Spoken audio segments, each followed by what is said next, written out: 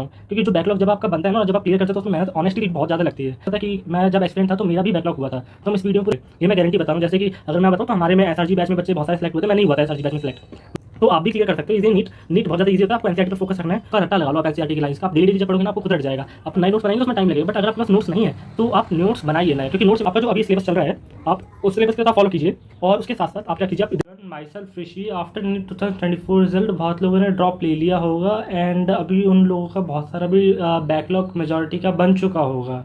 ये चीज़ मुझे कैसे पता कि मैं जब एक्सपेरिमेंट था तो मेरा भी बैकलॉग हुआ था। तो हम इस वीडियो में पूरा यही डिस्कस करेंगे कि वो जो बैकलॉग आपका बन चुका है आप उसको इजीली आप क्रैक कर आपको क्लियर कैसे कर सकते हो, और नेक्स्ट ईयर आप नीट 2025 में आप एक अच्छा स्कोर लाके आप भी डॉक्टर बन सकते हैं। अगर मैं आपको अपने बारे में बताऊं तो मेरा नीट 2024 में 660 मार्क्स आए थे, और मेरी इनफ रैंक है for selection in MBBS college government. अगर आपको ये वीडियो अगर आपको अच्छी लगी तो आप सब्सक्राइब कर सकते हैं, क्योंकि कई लोग सब्सक्राइब नहीं करते, पूरी वीडियो तो देख लेते हैं पर सब्सक्राइब नहीं करते हैं। तो अगर आपको ये वीडियो अच्छी लगे एंड में तो आप सब्सक्राइब कर सकते हैं। अगर मैं आपको वीडियो स्टार्ट करूं और आपको बताऊं कि बैकलॉग को क्लियर कैसे करना है, देखिए बैकलॉग क्लियर करने का कोई स्पेशल सीक्रेट या टिप्स नहीं होते हैं। आपका इसमें बस एक ही चीज़ होती है, इसमें होती है आपका हार्डवर्क और डेडिकेशन। बहुत सारे यूट्यूबर्स आएंगे और जिनका नीट क्लियर हो चुका है इस साल, वो बोलेंगे कि देखिए मैंने ऐसे क्लियर किया, एक दिन में पूरा बैकलॉग क्लियर कर लो, वरना 10 दिन में पूरा बैकलॉग क्लियर कर लो। ये सब केवल व्यूज़ खींचने के एक तरीके होते हैं, अगर आपको मैं बताऊँ। क्योंकि जो बैकलॉग जब आपका बनता है ना और जब आप क्लियर करते हो तो उसमें मेहनत ऑनेस्टली बहुत ज़्यादा लगती है। मैं आपको ये खुद एक्सपीरियंस से आपको मैं बता सकता हूँ, क्योंकि जब मेरा बैकलॉग हुआ था तो मैंने जब क्लियर किया था बहुत ज़्यादा उसमें टाइम लगा था, डेडिकेशन लगी थी। आप सो भी नहीं पाओगे आप इतना ईजिली आप जब आपका बैकलॉग बन जाएगा। देखिए बैकलॉग क्लियर करने का एक तरीका ये होता है कि आप पैरेलल मेथड में आप कर लो उसे क्लियर। जैसे कि आप ये गलती मत करना अभी, जैसे कि अगर आपका जो ऑनगोइंग सिलेबस चल रहा है आप उस सिलेबस को आप छोड़ दो और आप सोचो कि आप चैप्टर 1 से आप स्टार्ट करेंगे क्योंकि आपका बैकलॉग है। तो आप ये गलती मत करना, क्योंकि कई चैप्टर ऐसे होते हैं जो आप स्टार्ट कर सकते हैं न्यू तरीके से, बट कई चैप्टर ऐसे होते हैं जो आपको चैप्टर 1 से ही स्टार्ट करने पड़ेंगे। अगर आपको मैं एग्जांपल देना चाहूँ तो आप देखिए फिजिक्स, अगर आप मैं बताऊँ तो फिजिक्स में जब आप मैकेनिक्स 1 पढ़ते हो तो मैकेनिक्स 1 में इंपॉर्टेंट ये है कि आप चैप्टर 1 से ही आप शुरू करें। अगर आप बीच से शुरू करेंगे तो आपके कुछ समझ नहीं आने वाला। तो उसके केस में तो आपको चैप्टर 1 से शुरू करना ही पड़ेगा, बट कुछ चैप्टर ऐसे होते हैं जिनमें आपको ज़रूरत नहीं है आपको चैप्टर 1 से शुरू करने में। जैसे कि अगर आपको पूरा मैकेनिक्स 1 ओवर हो चुका है आपके कोचिंग में, तो आप सीधा मैकेनिक्स 2 से आप शुरू कर लीजिए। मैकेनिक्स 2 के साथ आप मैकेनिक्स 1 पढ़ लीजिए आप पैरेलल तरीके से।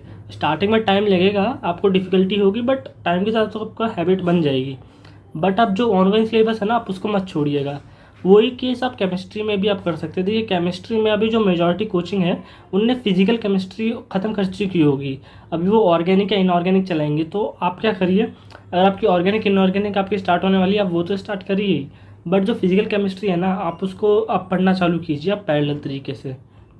जैसे कि अगर आपकी कोचिंग 9 AM से 3 PM तक है आपकी कोचिंग, तो आप क्या कीजिए, आप 6 बजे उठिए, 7 से जो 9 बजे तक का टाइम है ना आप उसमें आप खुद पढ़ने की आप कोशिश कीजिए। जो आपका बैकलॉग हो चुका है आप उसको कवर कीजिए।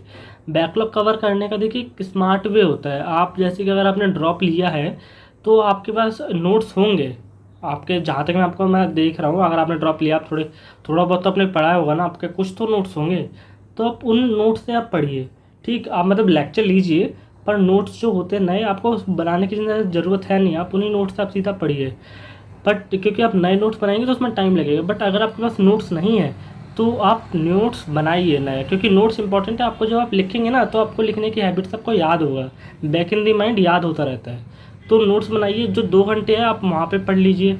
वरना जो रात का टाइम होता है आप 10 से 12 बजे, जैसे कि आपको मैं अपना पर्सनली बताऊँ तो मैं बैकलॉग अपना क्लियर करता था तो मैं रात में क्लियर करता था 10 से 12 बजे के टाइम में 2 घंटे में अपना बैकलॉग क्लियर करता था।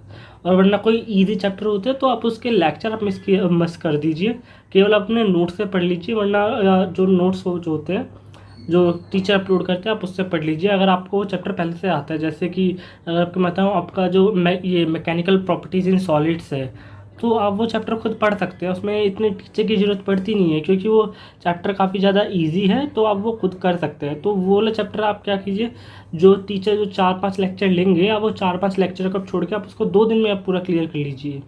ठीक, नोट से ईजी तरीके से आपका पूरा कवर ऐसे हो जाएगा बैकलॉग। अगर आपका बायोलॉजी का बैकलॉग हो रखा है, वैसे बायोलॉजी का बैकलॉग होना तो नहीं चाहिए, क्योंकि मेजॉरिटी की बायोलॉजी फेवरेट होती है नीट एस्पिरेंट्स की। बट अगर आपकी फिर भी है तो आप क्या करो, जो टीचर के जो नोट्स होते हैं ना, मतलब जो एक्स्ट्रा पॉइंट्स लिखवाते हैं, आप उसको पूरा मिस कर दीजिए।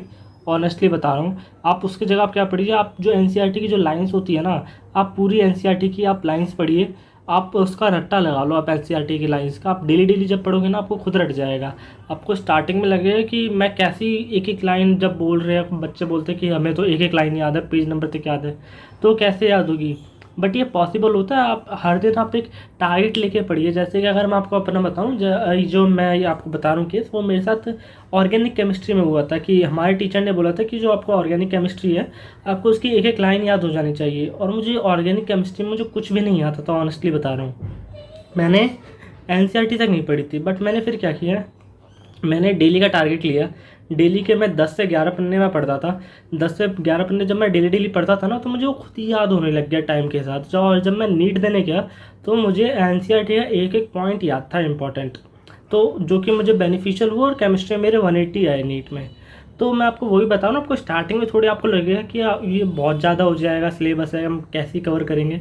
बट जब टाइम के साथ डेली डेली आप करेंगे ना कंसिस्टेंटली, तो आपका भी क्लियर हो जाएगा। ये कोई लंबी बात नहीं होती कि जो नीट का जो सिलेबस है ना, वो काफ़ी ज़्यादा डिफाइंड है। आपको पता है कि नीट में क्या आएगा। आपको एनसीईआरटी आपको पढ़नी है, आपको एनसीईआरटी पूरी रटनी है। फिजिक्स में आपको क्वेश्चन प्रैक्टिस करनी है, और जो केमिस्ट्री आपको उसमें मिक्स आपको करना है, प्रैक्टिस भी करनी है और थ्योरी पार्ट आपको वो भी रटना है। तो आपको ऐसे बैकलॉग कवर करना है। अगर आपको मैं ओवरऑल एक ब्रॉड पर्सपेक्टिव में बताऊँ, तो आपका जो अभी सिलेबस चल रहा है, आप उस सिलेबस के साथ आप फॉलो कीजिए।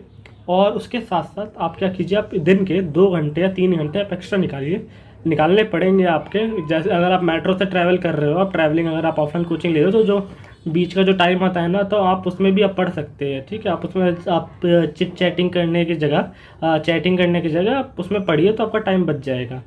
अगर आप ऑनलाइन करिए, तो आप अगर आप ऑनलाइन कोचिंग ले रहे हो, तो ऑनलाइन तो और बढ़िया है। तो आप उस समय आपका टाइम हो जाता है, मॉर्निंग में भी टाइम आ जाता है और नाइट में तो टाइम आता ही है। तो आपका ऐसे बैकलॉग क्लियर होगा। वरी करने से कोई फ़ायदा नहीं होता। आप चिंता करेंगे कि मेरा बैकलॉग हो गया करते आपका उससे कोई बैकलॉग क्लियर नहीं हो जाएगा ना। इसका कोई वो शॉर्ट ट्रिक होता है कि मैं जादू कर दूंगा आपका बैकलॉग क्लियर हो जाएगा। मेहनत करनी पड़ेगी, आपको मेहनत लगेगी स्टार्टिंग में। आपका जैसे कि जब मेरा बैकलॉग हुआ था, मैं दिन में 5-5 घंटे बस सोता था। तो आपके साथ भी ऐसा हो सकता है। आपको स्टार्टिंग में डिफ़िकल्टी होगी, बट अगर आपने गिव अप नहीं किया ना, तो जो बाकी बच्चे हैं, आप उनसे ज़्यादा अच्छा रिजल्ट लेकर आओगे। ये मैं गारंटी बता रहा हूँ। जैसे कि अगर मैं बताऊँ, तो हमारे में एसआरजी बैच में बच्चे बहुत सारे सेलेक्ट हुए थे। मैं नहीं हुआ था एसआरजी बैच में सेलेक्ट, बट जब मैंने ये पूरी मेहनत की अच्छे से की, अपने आप में मैंने सेल्फ बिलीव रखा, तो मैंने उन सब एसआरजी बच्चों से ज़्यादा स्कोर किया है नीट में। तो आप भी क्लियर कर सकते हो ईजी। नीट बहुत ज़्यादा ईजी होता है। आपको एनसीईआरटी पे फोकस रखना है, और जो ये सारे कंट्रोवर्सीज होती है, आपको उससे दूर रहना है। सोशल मीडिया डिलीट कर दीजिए, अपना बैकलॉग क्लियर करो, और क्वेश्चन प्रैक्टिस कीजिए बहुत ज़्यादा। और टेस्ट आप जितने हो सके आप उतने देना। आप आखिरी में आप दिसंबर या जनवरी से आप स्टार्ट कर देना टेस्ट। बेशक आपका सिलेबस कंप्लीट रहा हो ना, आप तब भी कर देना टेस्ट अपना देना। आपको वो आखिरी में बहुत ज़्यादा बेनिफिट मिलेगा, और आप जब आखिरी में आके आप बताओगे कि वो कितना ज़्यादा बेनिफिट आपको दिया। इस वीडियो में बस इतना ही था। अगर आपको कोई अलग टॉपिक पे वीडियो चाहिए हो, तो आप मुझे कमेंट सेक्शन में बता सकते हैं, और वीडियो अच्छी लगे तो सब्सक्राइब कर सकते हैं। Till then, thank you.